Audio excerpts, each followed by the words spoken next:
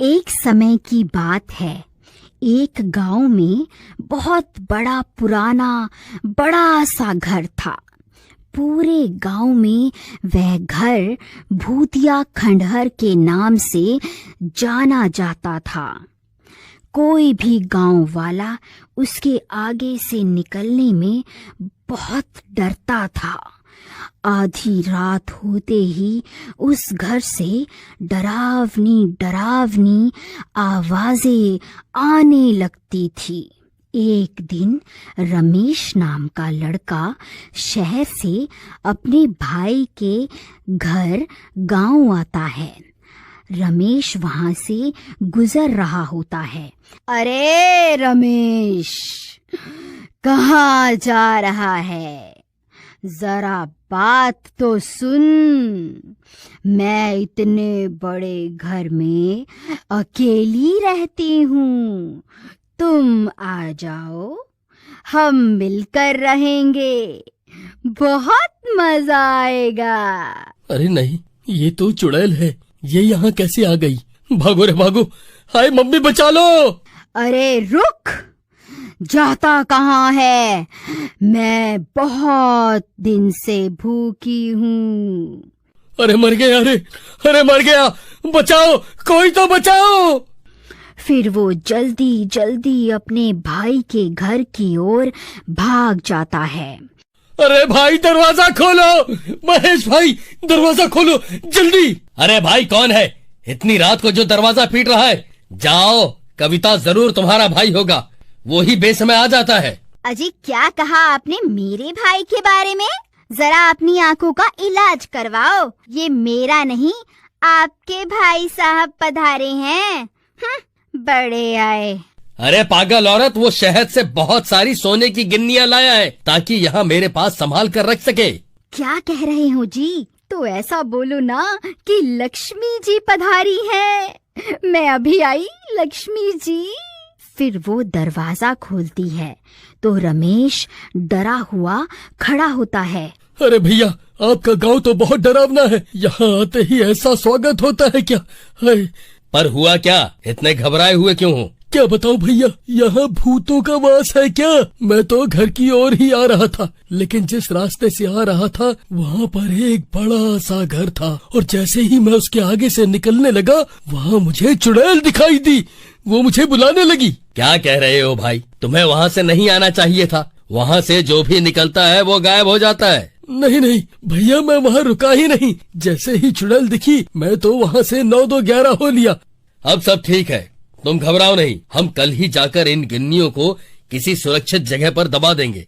फिर अगले दिन सुबह होने पर चलिए अब इन सारी सोने की गिन्नियों को सही जगह ठिकाना लगा दें, जहाँ ये सुरक्षित रहें।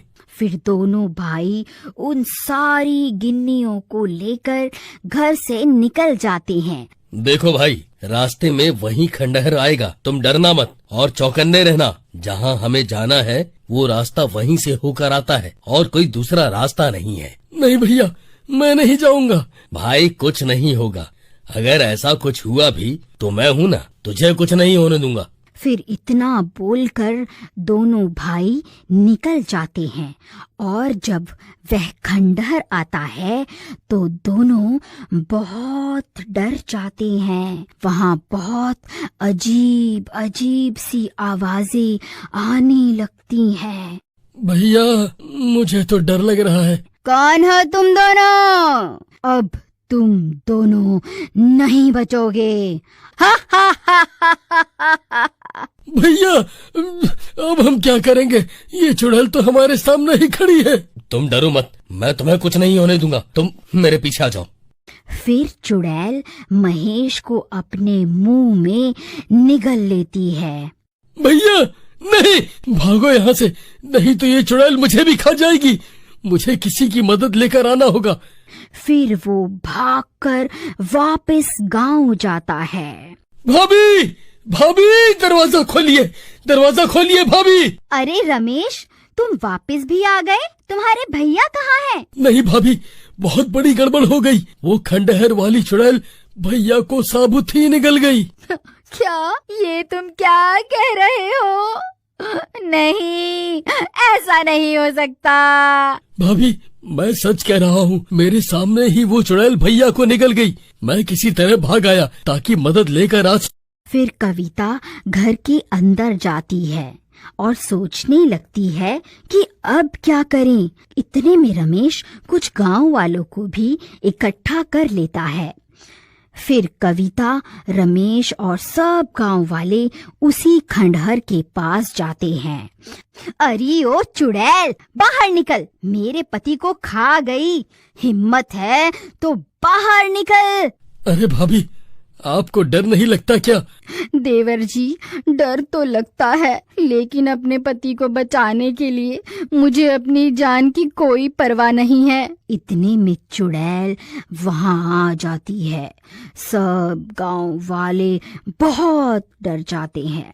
आई मम्मी, मचा लो, अभी तो मेरी शादी भी नहीं हुई। अरे कविता बहन, आपके तो पति के पेट में है, आप भी अंदर चली जाओ।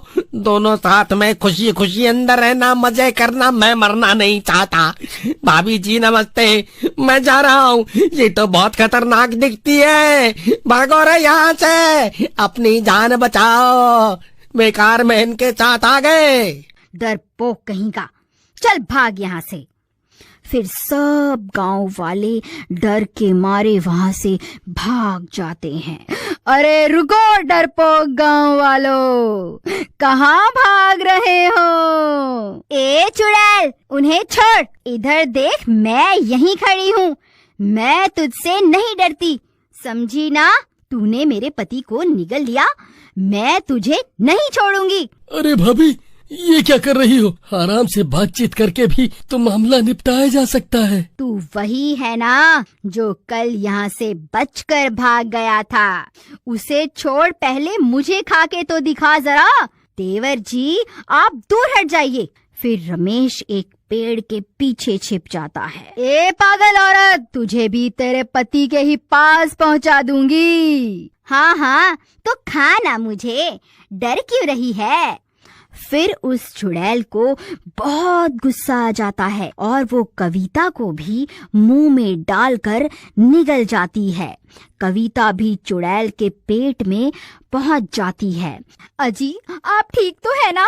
अरे कविता, तुम यहाँ कैसे आ गई? तुम्हें यहाँ नहीं आना चाहिए था।